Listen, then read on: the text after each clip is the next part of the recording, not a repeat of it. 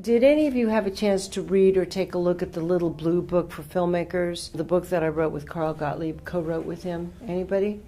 Okay, there was a chapter in there that I thought that I would address to all of you because I really feel it's important at this point in your career to know about it. Do you know what waiting to act means? You know the lines of the other person and you're just waiting to say your lines. Does that make sense to you? Deadly.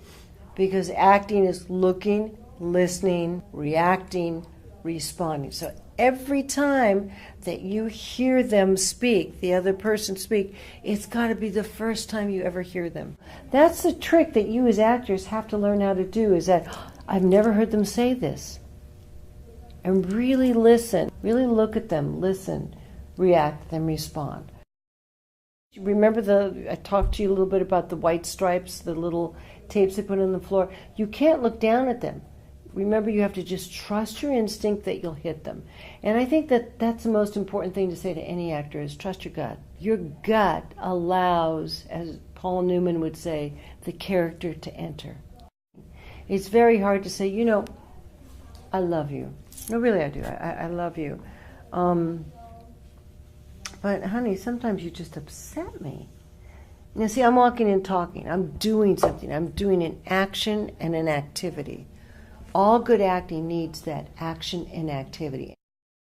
This is one of my favorites. And Carl, actually, Carl Gottlieb, who wrote Jaws and The Jerk and Dr. Detroit, he calls it incessant ad-libbing.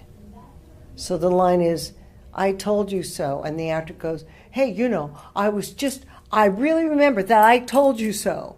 Now, a nice director will say, that was very good. Thank you so much for ad-libbing. Was that in the script? But a not so nice director might say, could you please just stick with the words? And then you feel funny. So try not to actually ad-lib the words, but here's a little trick. You can ad-lib them in your head. So give me a line. Where did he go? Where did he go? So if I want to ad-lib where did he go, in my mind I might go, oh, for God's sakes, where did he go? That's in my brain. But what I think that in my brain, but I actually think it before I say the line. Where'd he go? But I'm thinking, oh, for God's sakes, where'd he go? This is a little trick I do. You're just thinking of how you would say it to help the flow of the words. Because sometimes you start seeing in the middle of talking, and it's very awkward. Or you walk in, and you've got to bring in the before moment, remember? What just happened to you? Where are you? What are you doing? Where are you going? What's the weather like? How do you feel? What's your emotional life like? For some reason, we work and work and work and work to get that audition. We work and work and work to get that role, and then we just get lazy. I do it. We all do it. It's failing to prepare. Do you know what I'm saying? Research your character. Jake, give me an example. Your character comes from the South. How do you research him? He's a young boy who's studying at Chapel Hill, and he's the University of North Carolina or Chapel Hill, and he wants to go into politics. How do you study that character? I would, go on the internet, talk to people who, are from that area and see, observe it, get into their... That's a lovely way of doing it. I'm trying to teach you the Hollywood style of acting. What is that? It's making your decisions before you go in to do the role. The director can always change those decisions, can't he or she? But if you walk in with no decisions, no back life history, remember, make that back life history, make it up. Where did I come from? What was the nature of my religion? What did my parents do? What was the income of my family? How was I raised?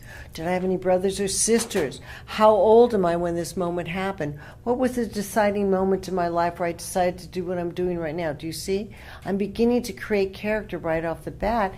That character then has a chance to enter me in its own way and become real. And I flush it out, and I make decisions. And then I walk in, and the director and or the casting director can go, great choices. Let's try it a little bit more this way. But if you walk in and you generically do the writer's words, guess what? 500 other actors have walked in generically doing the writer's words, and you're just, who's going to choose you? You got to make choices. Be prepared. The one last one I think I want to address is going into an audition and saying, I've got it memorized. And you put your script down. Deadly. I want you to have it memorized, but at least look at it once during your audition. Do you know why? Because the director knows that he can or she can redirect you. If you go in with it in rote memorized, it's very hard for them to go, can you change it? They get nervous about it. So you always want to let the director feel he can change you.